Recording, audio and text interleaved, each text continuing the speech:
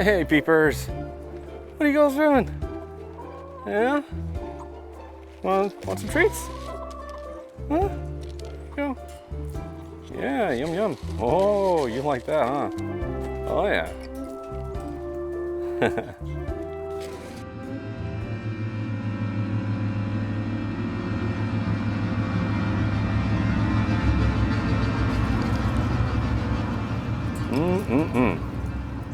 Yum yum.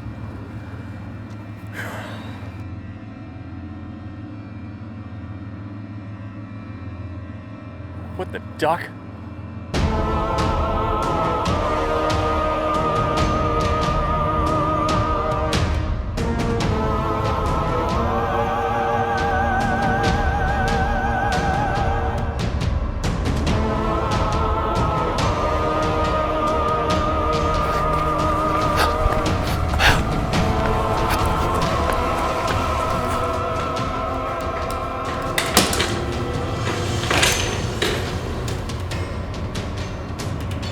Oh, you gotta be kidding me!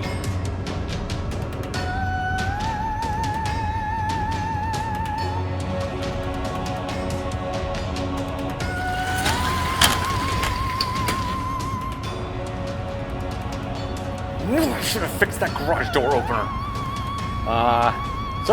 Any chance we could just talk about this?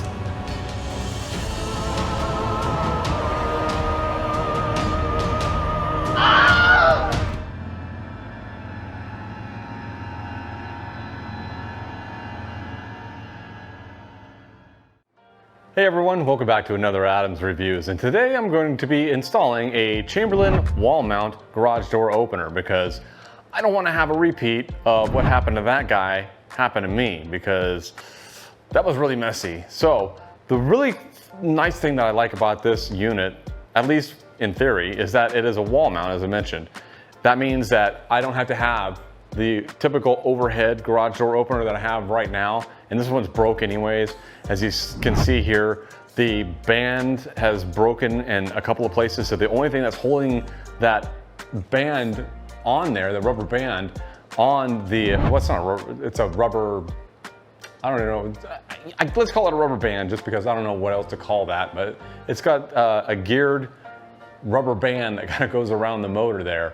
And as you can see, it's broken in a couple of spots, and the only things that is preventing that rubber band from completely just falling off and hanging down is the fact that it's got steel belts running through it.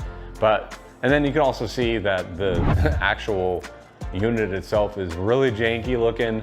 The plastic has just, I guess the heat of the bulbs inside of there has just caused it to really dry up and just crack, and it's time. It just needs to be retired. And on top of that, like I mentioned, I really like the idea of not having the overhead of the garage being cluttered with a garage door opener. If I can avoid having one above me, I'm gonna give it a shot. So that's why I bought the wall unit instead. I got it from Home Depot. I don't remember how much it was. It was kind of expensive. I wanna say it was like over 400 bucks. Might have been like 450, 475, somewhere around there. And it did come with free delivery, so at least I didn't have to pay for delivery, which was nice. So I'm gonna go ahead and have to pull down all the pieces that install the overhead garage door.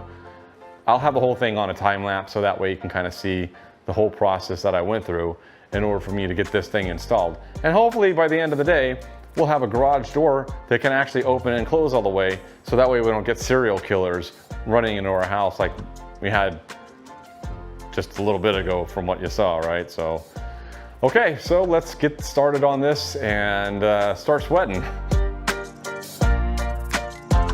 All right, so the first step is getting the ladder, getting up there, and removing the garbage old garage door opener.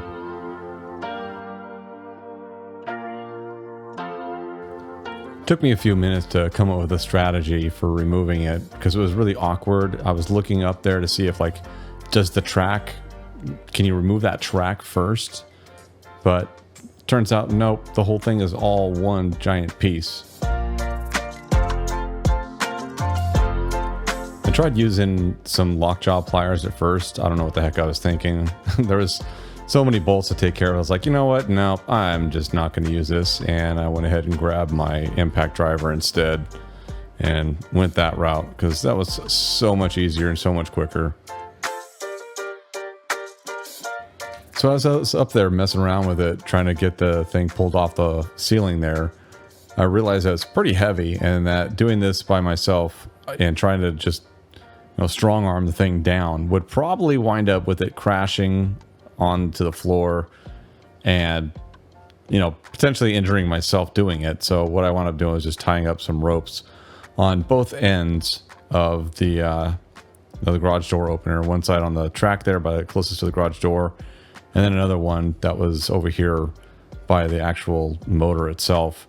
And then I threaded the rope through the mounting brackets that are on the ceiling, and just slowly lowered it down to the step ladder, as you can see, and then lowered it all the way to the floor, and then went to the other side, and at that point in time I could just pull on the track, and it all came down, and I was able to put it on the floor.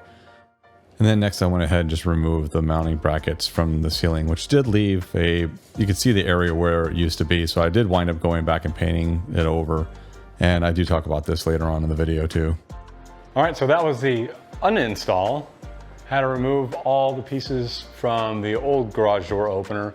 Wasn't too bad. The only thing that was a little sketchy is that it's very, very long.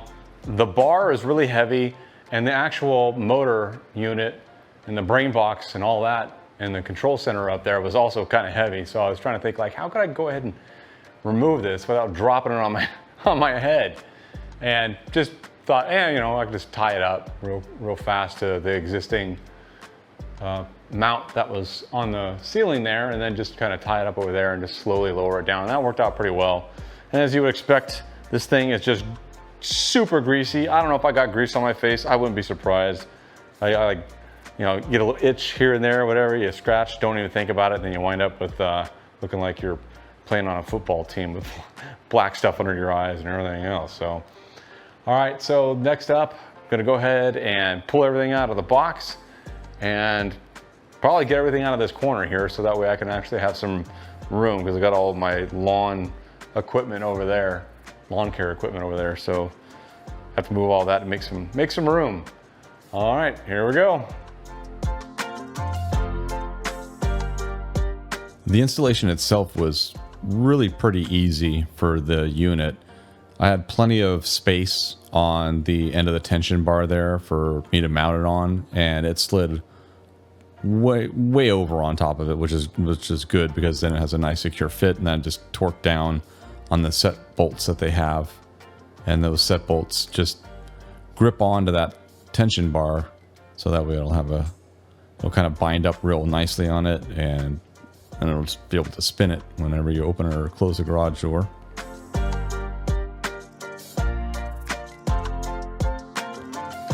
And at this point, I'm cutting down the emergency pull handle, and it's a nylon rope, so you just take a lighter and just kind of melt the end of it, so that way it'll prevent it from frazzling all up. But what I didn't realize is, you'll see this in a second here, but it actually caught on fire, and I was busy looking at the power cord, and then I realized, oh, whoops, the thing is actually on fire, so I had to blow that out. Excitement. And the cord actually just barely does not reach the actual wall plate, so I wound up having to use an extension cord, a very short one, and it's a very heavy gauge. Compared to most extension cords anyways, it's a pretty heavy gauge extension cord, so I know that it's not going to have any issues just having a small extension cord on it. And at this point, I'm kind of sizing things up to install the deadbolt lock. It's got an automatic deadbolt lock that unlocks when you open the door and locks when you shut the door. And I did wind up with some issues with the lock itself, and it had nothing to do with the lock being defective. It was more, I think, to do with that track that the wheels run in for the door, and I do talk about that also later on in the video. Just about every single one of the wires that needs to be utilized for the system runs to that box.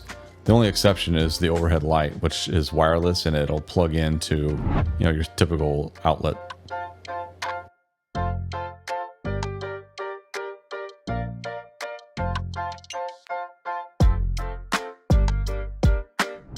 Okay, so a lot of the installation is done. What I'm doing right now is I was just up in the attic there.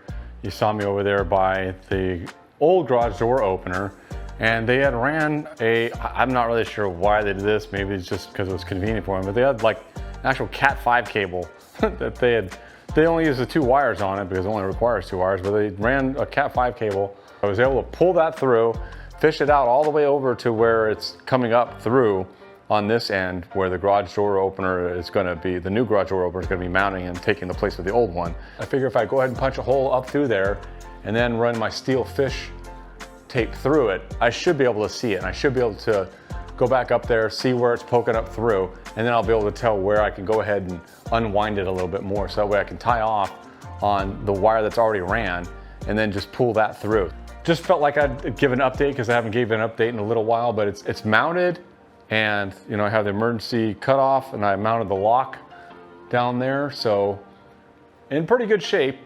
I think if I just go ahead and get this wired up, the next thing that I need to do past that point is there is apparently a tension sensor that goes on the cable that comes off the back of the tension bar up there. All right, back to work. Here I'm fishing the wire out from the ceiling.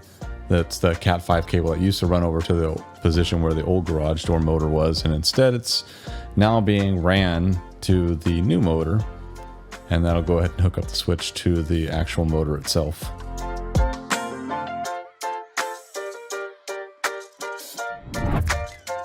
And here I'm preparing to mount the tension sensor on the wire, because on the tension bar there's a wire that comes down from those wheels that you see at the end. And that's actually what ties to the door. So that way, when that tension bar rotates, it raises and lowers the door because of that wire that's attached to the door. And that sensor is there to determine like how much tension is on that wire. And I believe that's what the sensor uses to determine when the door is all the way up and when the door is all the way down.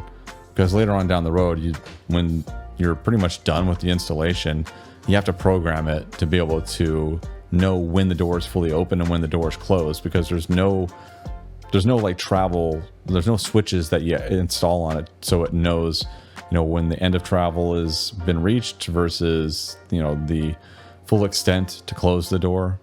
And I think that this sensor here is what's used to let the brain inside the motor know where it's at.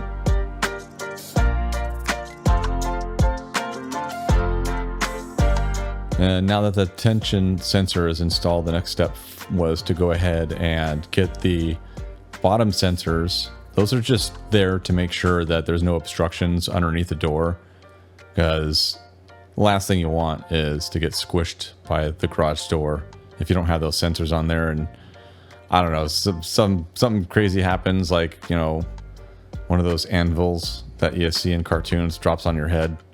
Well, that would probably kill you anyway, so I guess that's a bad example. But for some reason, let's say you get crazy drunk and pass out underneath your garage door, and somebody doesn't know that you're passed out across the threshold of the garage door, and then they wind up closing it, and it lands on your neck, and there's no sensor to stop it and reverse it. Or actually, if you're underneath there, that sensor would detect that you're blocking the beam, and it wouldn't even work at all. I think it just flashes the light, the overhead light, to let you know that something's wrong. So it prevents all those people that love getting drunk and passing out underneath their garage doors from getting squished. This is a really, really terrible, terrible example, but for whatever reason, it's the one that popped in my head. So yeah, there you go. And it's off camera, so you can't see it, but I had mounted the other sensor on the other side there, and now what I'm doing is just running the wire that's on that one sensor all the way over to the motor on the other side.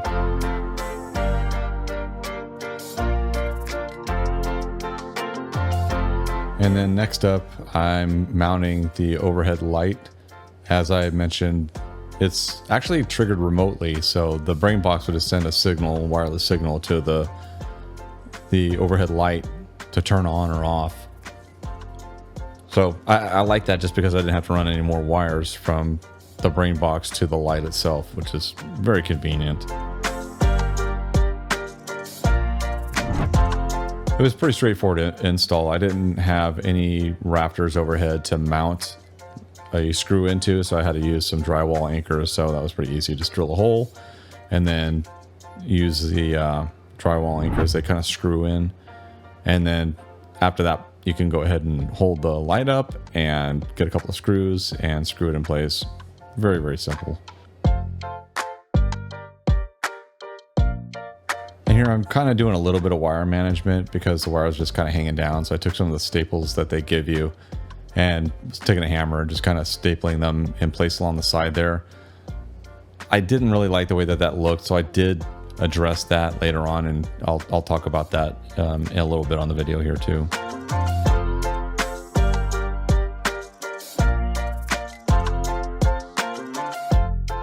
And then at this point, it's time to program the door. You got to program it to know how far to travel, as I mentioned a little bit ago there. So you have to program it so that it knows the extent to open and what extent to close. And then there's also a pressure. There's a little pressure training that you have to go through where you don't really have to do much of anything other than press the button to make sure that it opens and closes fully one time. And from that, it can determine how much pressure is supposed to be applied.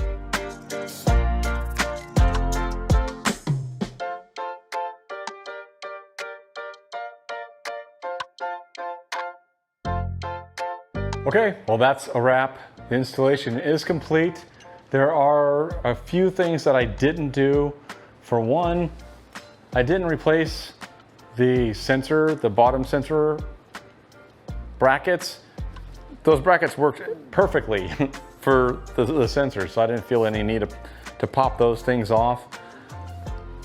I think in hindsight, if I could do something differently, the hole that I've got that I drilled for the wire that goes to the garage door opener on the wall, the switch there, I wish I would have done it like right above where I was going to mount the module there.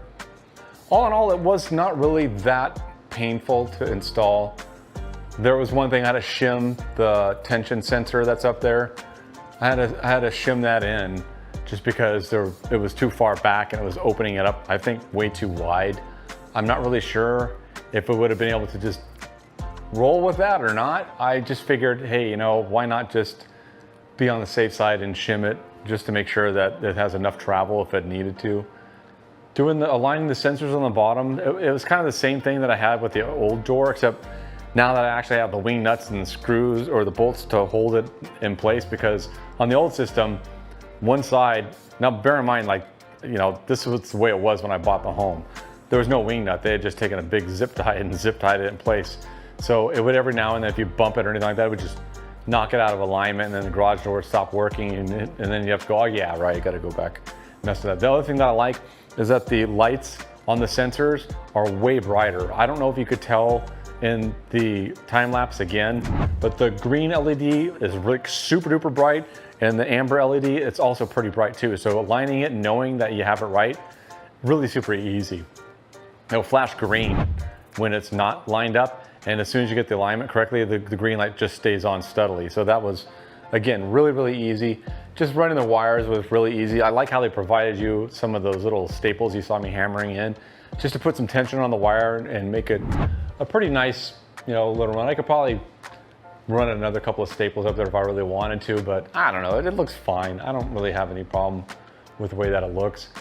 And I like that it's got an overhead light. I was thinking about like not mounting it, but then I thought like, hey, you know, what if we come home late at night? And I don't usually park the vehicle in the garage, but if I wanted to park the vehicle in the garage, or we wanted to come into the garage door, you know, the big garage door, and then go into the smaller garage door into the house, it would be pitch black in here at night.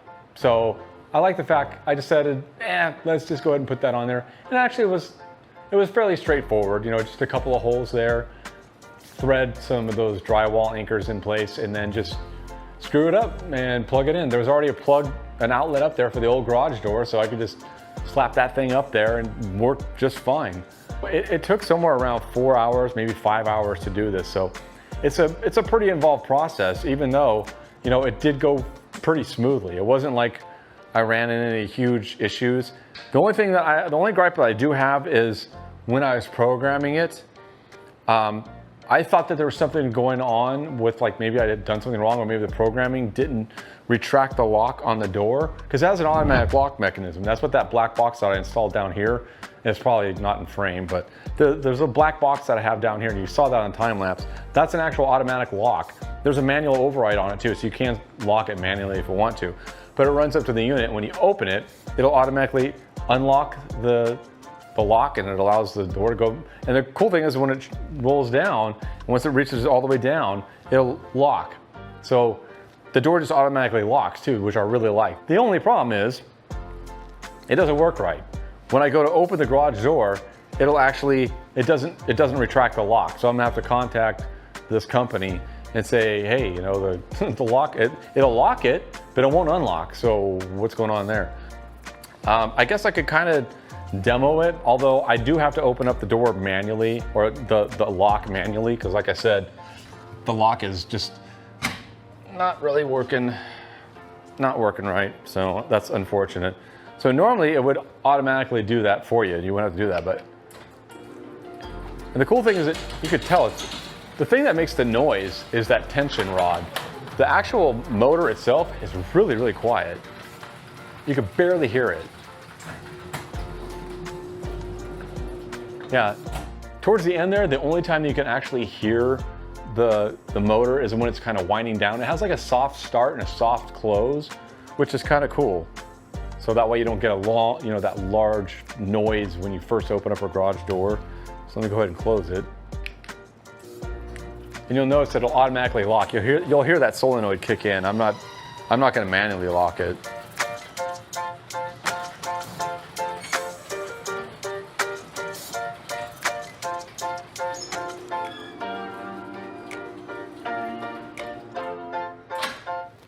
And that last little click at the end, that was the solenoid engaging, and now the garage door is locked. The only thing that I'm not really sure about is there might be enough clearance for somebody to get up underneath that door. So I might want to add on some sort of another like bar that'll just hit that thing, just so that way, you know, it'll prevent somebody from being able to slide underneath the door, because I think there's probably enough clearance.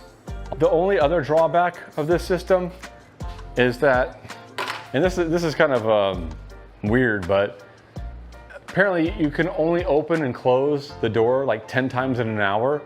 Typically speaking though, most people aren't gonna do that, so it's probably a non-issue for most people, but if you're the kind of person that goes in and out your garage door and you're constantly opening and shutting it like all over and over and over again, that will probably be an issue. So you might want to kind of take that in consideration if you're thinking about buying this specific unit here. So it's been a few days since I've installed the garage door opener, and I felt like it wasn't quite finished yet as far as the install is concerned, just because there was a few things that I really didn't like. And I felt that I hadn't really finished everything, because when I removed some of the old stuff that was the brackets that were holding up the old motor, you could see the tracks from that. They were up on the ceiling, and the track that on the end of it that mounted over here closest to the garage door, you know, there was a little square there where, you know, they had been painted around it. So, you know, you could totally see that. So what I did is I just kind of touched things up with some fresh paint, and you can't even tell now that there was even an old style garage door opener in here. It just completely blends in now, so I'm really happy with that. And then the other thing that I didn't like was the fact that I had some of these wires are just kind of hanging around off the motor, the main unit over here. So I had some split loom, and I just went ahead and encased a lot of that stuff in split loom just to kind of dress it up. And then I went ahead and took some wire ties, screwed them into the frame of the garage door, and just zipped everything down so that way it's all nice and neat, all tucked away, and it looks really, really nice now. I'm very, very happy with that. And then also, there was initially an issue that I had with the deadbolt, the automatic deadbolt that comes with the unit, and it wouldn't open, it wouldn't unlock when I was opening the garage door, and I thought for sure there's a problem with the unit, because right inside the instruction manual, it calls out to say, hey, if you have a problem with this, contact us and we'll try and like work you through it. And I think they might have even said something about replacing pieces that don't work. And so that's what I did. I called them up and I said, hey, the lock does not open. It locks just fine when I'm closing the garage door, but it doesn't unlock when I'm opening the garage door, and it prevents the garage door from opening. And they kind of walked me through it. And I was really insistent. I will admit that I was insistent right up front, saying like, no, I think it's a problem with your lock. So I was 100% sure something's wrong with either the lock mechanism or maybe the actual main unit itself. I was really hoping it was just a lock mechanism, because otherwise that means I'd have to uninstall the main unit, which is, it's heavy, and I've got it up there, it's all wired in, and just, that would be such a pain. Plus I'd have to box it all up and mail it off, and then have to wait to get the unit back. So, oh, that would have just been such a pain. So as they walked me through it, they're like, okay, yeah, we'll go ahead and send you out a new lock. And after I hung up the phone, and after the conversation that I had had with them, it started kind of like making me think, you know what I should do? Let me just unscrew it from the roller guide on the garage door, and just to try it out, just to see what happens if it's not mounted anything, just for the heck of it. And I went, so I did that. And then I went and pressed open on the garage door opener, and sure enough, the lock slid open. It was my fault. Well, kind of my fault. I will take some of the blame, because I was just adamant that it had to have been the lock and it didn't have anything to do with the installation. Apparently either the roller guide is a little bit warped or bowed or something like that, because what it's doing is it was just putting too much pressure on the lock, the deadbolt lock mechanism, which would cause it to just bind up a little bit. There was enough force for it to be able to eject the thing out, but not enough force to retract it back in. So what I wound up doing was I just relocated it down, because I wanted to relocate it anyways, because as I showed, there was the door would open and have like a good 8 inches of space. So now what I've done is I've mounted it a lot lower. It's right next to one of the wheels. So when it's locked, it moves like an inch. So there's no way that anybody can get inside this garage. Not only that, but since I did relocate it, I thought, hey, you know what would probably be even better and more secure if I went ahead and mounted the old manual lock back in place, because that way now I got 2 locks. It's a little inconvenient, because that means that I do have to go over to the door and I have to unlatch the door first before I open it from the inside. So I am very happy. And by the way, the customer service was excellent. They were really patient with me, and they were like, hey, we just need to make sure that we get the model number. We got to get a picture of your installation just to make sure that it looks like it was done okay. And from what they saw, it looked like it was done fine. They're like, okay, yeah, it does look like there's probably a problem with that lock. But I just had a sneaking suspicion something else was going on. So I'm very glad that I went ahead and did that. So all in all, the company's great. They were really willing. They had already like boxed it up, and they were going to ship it out the next day. I called them up that same day after I had tried that, and it found that it did open just fine. I called them back up, because I didn't want them to ship me a lock that was unnecessary, when it was just something that I did a little bit further troubleshooting on over here and figured out that it was just on too tight. So I didn't think, that's the kind of person I am. I don't want them to ship something out unnecessarily when I fixed it. So I could have just said, yeah, go ahead, won't say anything, I'll get a free lock out of it. But you know, I'm just not like that. So I just said, no, I'm just gonna call them up, tell them, hey, you know what, I actually fixed it, don't send it. That's what I did. They were like, hey, great, thanks for calling us. That was nice. So the company was great. They really are there to help you out if you have problems. And if there's something that's really super critical and it does need to be replaced, I feel confident that they would replace things if necessary. If it was an actual product issue, they would replace it. And so, yeah, I totally give this thing a thumbs up all the way around, and I'm very happy with it. So if you find yourself in a position where you need to get a garage door opener and you don't have that thing, you know, the track running overhead, and you want to reclaim all that space above your garage door, and you want to have something that's really quiet, kind of expensive, because it is definitely more expensive than just a regular garage door opener, but I think it was worth it in my opinion. So that's it for this review, and I hope that you got something out of it. And if you did, I would really appreciate it if you'd subscribe if you haven't subscribed. And if you would like the video, thumbs it up. That'd be awesome too.